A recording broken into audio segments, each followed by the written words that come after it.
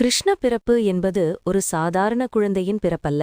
இது தர்ம அதர்ம போராட்டத்தின் நடுவுல உலகத்துக்கு நம்பிக்கை கொடுக்க நடந்த ஒரு தெய்வ நிகழ்ச்சி.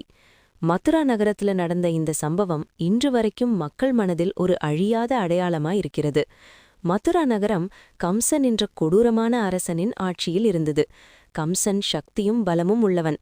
ஆனால் அவன் மனதில் இருந்தது பயம். அவன் பயந்தது எதிரி ராஜா அல்ல, ஆனால் வரப்போற குழந்தை. தேவகி கம்சனின் தங்கை. அவள் சுத்தமான மனசுள்ளவள். அவளுக்கு வசுதேவருடன் திருமணம் நடந்த நேரம் ஒரு ஆகாசவாணி கேட்கப்பட்டது. அந்த வான்குரல் தேவகியின் 8வது குழந்தை கம்சனின் மரணத்துக்கு காரணமாகும் என்று சொன்னது.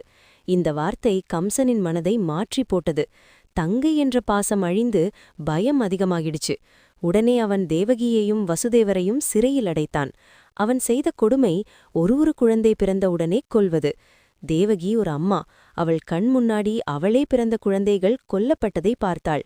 இந்த வேதனையை வார்த்தைகளில் சொல்ல முடியாது. ஆனால் இந்த எல்லா வேதனையின் நடுவுல கூட அவள் மனதில் நம்பிக்கை இருந்தது. இறைவன் வருவான் என்ற நம்பிக்கை. 7வது குழந்தை பிறந்தபோது அதிசயம் நடந்தது.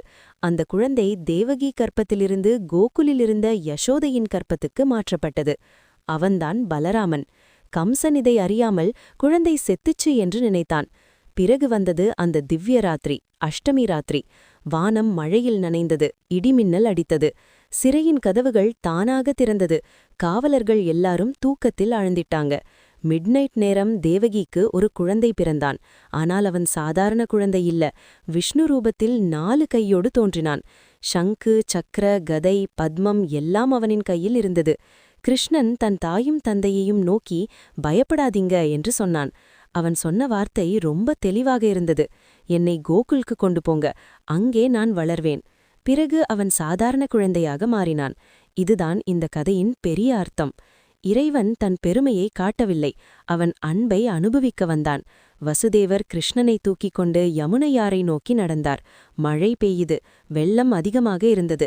ஆனால் யமுனையாறு இரு பக்கமாக விலகிடுச்சு. ஆதிசேஷன் கிருஷ்ணன் மேல குடை மாதிரி நின்று காப்பாத்தினான். கோகுலில் யசோதை ஒரு பெண் குழந்தையை பிறந்திருந்தாள். வசுதேவர் கிருஷ்ணனை அங்கு விட்டு அந்த பெண் குழந்தையை எடுத்து மதுரா சிறைக்கு திரும்ப போனார்.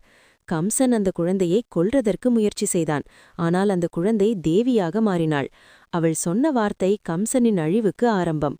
உன்னை அழிக்க வேண்டியவன் ஆல்ரெடி எங்கேயும் வளர்ந்துகிட்டு இருக்கான் என்று. இந்த கதை நமக்கு சொல்ற பாடம் ரொம்ப ஆழமான பாடம். தர்மம் எப்பவும் அமைதியாக வரும். ஆனால் அது வந்தால் அதர்மம் நிலை நிற்காது. கிருஷ்ணன் பிறந்தது ஒரு சிறையில். ஆனால் அவன் பிறப்பை மக்கள் மனதிலிருந்த எல்லா சிறையையும் திறந்தது.